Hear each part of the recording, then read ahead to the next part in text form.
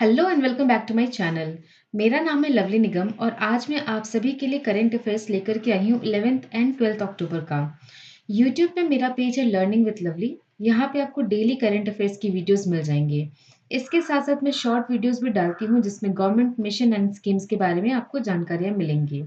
तो आइए शुरू करते हैं आज का current affairs. To study the sub-classification of scheduled caste for reservation benefit, Telangana state government has created a one-person special commission. Who will lead this special commission? तो Telangana government ने schedule cast के भीतर भी जो स्मॉल ग्रुप्स आते हैं उन groups की राइट को प्रोटेक्ट करने के लिए स्पेशल पर्सन कमीशन बनाया है और इस स्पेशल पर्सन कमीशन को जस्टिस शामीन अख्तर लीड करेंगे। ये बनाने का मेन ऑब्जेक्टिव क्या था? ये बनाने का मेन ऑब्जेक्टिव ये था कि वहाँ जो शेड्यूल्ड कास्ट के अंदर भी जो स्मॉल ग्रुप्स आ रहे हैं, उन तक गवर्नमेंट के द्वारा, चाहे वो सेंट्रल गवर्नमेंट हो या फिर स्टेट गवर्नमेंट हो, इनके द्वारा चलाई जा रही हर एक पॉलिसी, हर एक रिजर्वेशन राइट की बेनिफिट प्रोवाइड की जा सके, जो कि शेड्यूल्ड कास्ट वालों के लिए होती है। इसके साथ-साथ इन लोगों को एजुकेशनल बेनिफिट मिल सके, जॉब अपॉर्च्युनिटीज़ भी प्रोवाइड की जा सके और social, economical and political opportunities भी प्रोवाइड की जा सके। ये जो वन पर्सन स्पेशल कमीशन है, ये कमीशन ऑफ इंक्वायरी एक्ट 1952 के बेसिस पे काम करेगा, जिसमें शामीन अख्तर को 60 डेज़ का इंक्वायरी पीरियड प्रोवाइड किया गया है। इस 60 डेज़ में ही विल मेक श्योर कि जो भी स्मॉल ग्रुप्स हैं इन शेड्यूल्ड कास्ट, उनको किसी भी तरीके से मिसरिप्रेजेंट या अंडर रिप्रेजेंट तो नहीं किया जा रहा। साथ ही साथ उनको equal job opportunities and equal opportunities provide की जा रही है। Justice Alok Aradhe, he is current Chief Justice of Telangana, and Justice Hema Kohli, she was first female Chief Justice of Telangana. इसके अलावा तेलंगाना गवर्नमेंट ने वुमेन एंटरप्रेन्योरशिप को बढ़ावा देने के लिए फर्स्ट वुमेन एंटरप्रेन्योरशिप प्लेटफॉर्म को लॉन्च किया और साथ ही साथ एजुकेशनल टूर प्रोवाइड करने के लिए वहाँ के बच्चों के लिए दर्शनी स्कीम को भी लॉन्च किया, जिससे कि वहाँ के जो भी बच्चे हैं क्लास सेकेंड से यूनिवर्सिटी लेवल के, उनको टूर प्रोवाइड किया जा सके, जिससे कि वो वहाँ के कल्चर को, वहाँ की हेरिटेज साइट को जाने। इस टोटल दर्शनी स्कीम में 12.10 करोड़ का एक्सपेंस तेलंगाना गवर्नमेंट अपनी तरफ से वहाँ के स्टूडेंट्स के लिए कर रही है। Next, to discuss the country's security situation, address key challenges and plan strategies for the future. Two-phased Second Army Commanders Conference of 2024 began at which place? तो कंट्री की सिक्योरिटी को डिस्कस करने के लिए एंड इससे रिलेटेड प्लानिंग एंड स्ट्रैटेजीज बनाने के लिए two phased second army commander conference हुआ है और वो हुआ है गैंगटॉक में।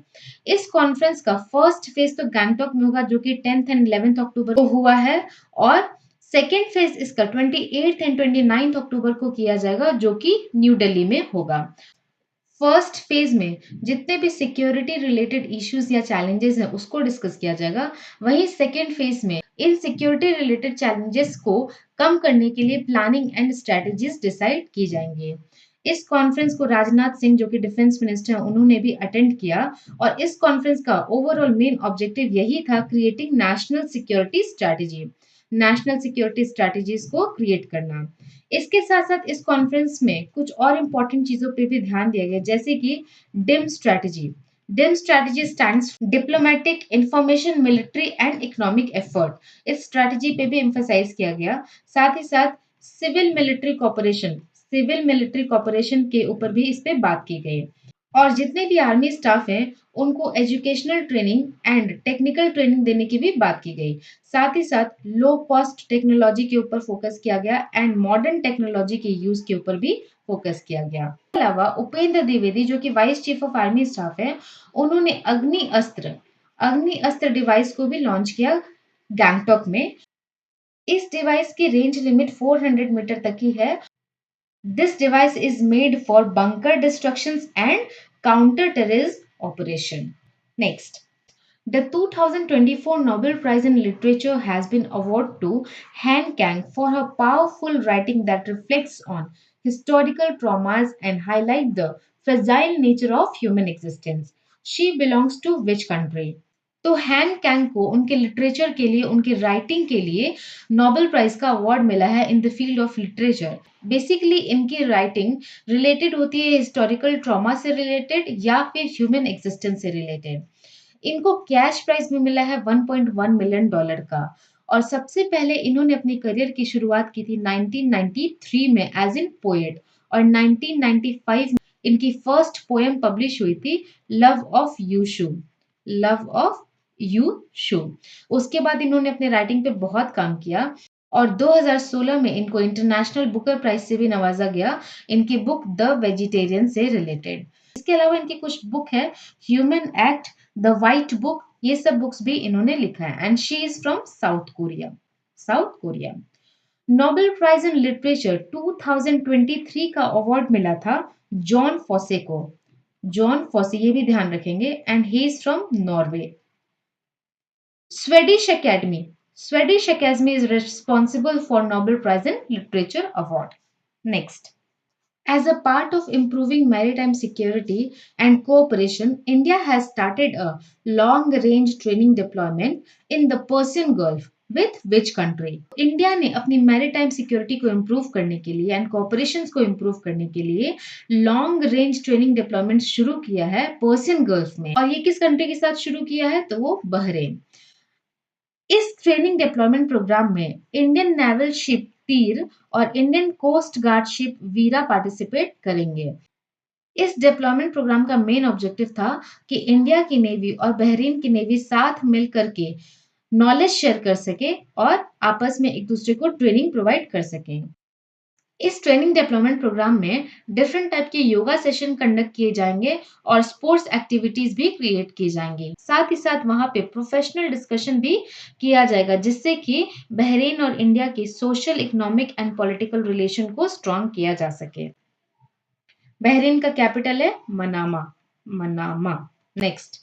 As per the Living Planet Report 2024, which is released by the World Wildlife Fund, how much decline in percentage is seen in global wildlife population since 1970?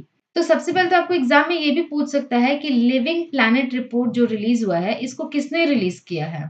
तो इसका जवाब होगा world wild life fund. Now the question is 1970 के बाद अभी तक कितना ज्यादा डिक्लाइन देखा गया है in percentage in wild life population?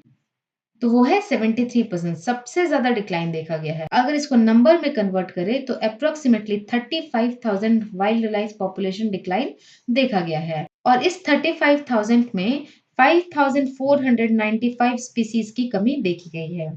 सबसे बड़ा रीजन क्या है वाइल्ड लाइफ पॉपुलेशन के कम होने का? तो first and most important reason है क्लाइमेट चेंज। क्लाइमेट चेंज हो रहा है जिसकी वजह से या तो टेम्परेचर बहुत ज्यादा हो जा रहा है या तो बहुत कम हो जा रहा है। Pollution. Next reason is pollution. Pollution के कारण भी ये वाइल्ड लाइफ पॉपुलेशन में कमी देखी जा रही है। दूसरा इंपॉर्टेंट इसका रीजन है कि जो रिसोर्सेस है उन रिसोर्सेस का ओवर यूज हो रहा है। ओवर यूज ऑफ रिसोर्सेज, जैसे कि excessive hunting, fishing and logging वगैरह देखने को मिल रही है। And third and most important reason ये है कि जितने भी फॉरेस्ट एंड नेचुरल रिसोर्सेज हैं या नेचुरल एनवायरनमेंट है, उनको डिस्ट्रॉय किया जा रहा है, जिसके कारण ये जो भी स्पीसीज है उनको रहने के लिए जगह नहीं मिल रहा है। रीजन है जिसकी वजह से ये स्पीसीज कम होते जा रहे हैं। आउट ऑफ दिस 73% सबसे ज्यादा अगर कमी देखी गई है तो वो लैंड स्पीसीज में देखी गई है। लैंड स्पीसीज में ओवरऑल 69% की कमी देखने को मिली है। वहीं फ्रेश वाटर स्पीसीज में 85% की कमी देखने को मिली है, और मरीन स्पीसीज में 56% की कमी देखने को मिली है। मोस्ट अफेक्टेड एरिया की अगर बात करें तो Latin America and Caribbean seas के मोस्ट अफेक्टेड एरिया हैं। सेकेंड नंबर पे अफ्रीका आता है एंड थर्ड नंबर पे एशिया पैसिफिक आता है।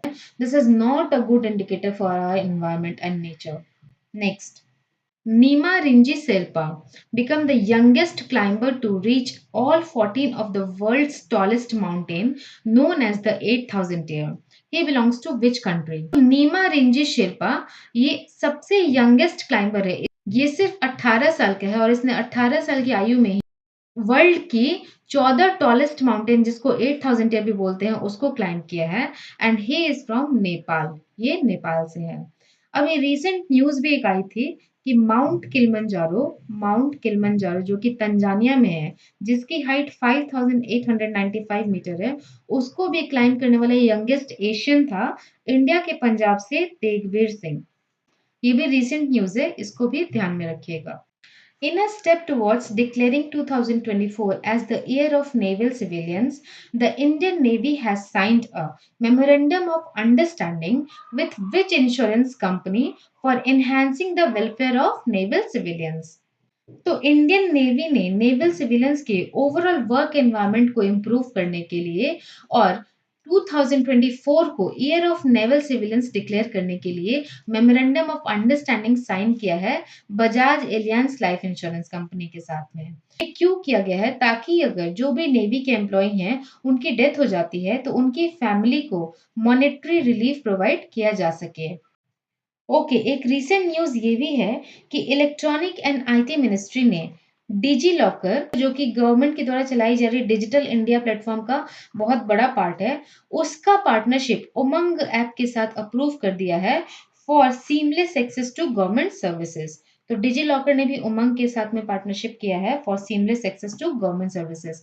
ये भी इंपॉर्टेंट क्वेश्चन है, इसको भी ध्यान रखेंगे। Next, the Central Drug Standard Control Organization has met WHO standard for safety, efficiency and quality in vaccine regulation. CDSCO works under which ministry? CDSCO जो है ये इंडिया की नेशनल रेगुलेटरी अथॉरिटी है इन मेडिकल डिवाइसेस। ठीक है, तो WHO world health organisation ने vaccine से रिलेटेड उसकी सेफ्टी, एफिशिएंसी एंड क्वालिटी से रिलेटेड कुछ स्टैंडर्ड सेट किए थे जिसको अभी CDSCO ने अचीव कर लिया है। And this organisation works under ministry of health and family welfare, drug controller general of India. ठीक है, इसका हेडक्वार्टर है न्यू दिल्ली में और ये जितने भी ड्रग रिलेटेड अप्रूवल हो गए, लाइसेंस ग्रांट करने से रिलेटेड अप्रूवल हो गए, वैक्सीन हो गए, आईवी फ्लूइड्स हो गए, उनके ऊपर ये ऑर्गेनाइजेशन काम करता है। Next, now let's focus on some important days. World migratory bird day 12 अक्टूबर को ऑब्जर्व किया गया था and the theme was protect insect protect birds. International Day for Disaster Risk Reduction observed on 13th October and the theme was empowering the next generation is for a resilient future. Breast Cancer Awareness Month 1st अक्टूबर से 31st अक्टूबर को तक observe किया जाएगा। इसका theme है no one should face breast cancer alone. Okay, तो आज के लिए इतना ही करंट अफेयर्स था। Thank you so much guys for watching my channel. अगर आपको मेरा वीडियो अच्छा लग रहा तो मेरे वीडियो को लाइक कीजिए, शेयर कीजिए और मेरे चैनल को सब्सक्राइब करना बिल्कुल भी मत भूलिए ताकि जो भी मैं वीडियो डालूँ वो आपको टाइम पे अवेलेबल हो सके। सो मिलते हैं हमारे नेक्स्ट सेशन में, तब तक के लिए thank you so much guys and have a great day.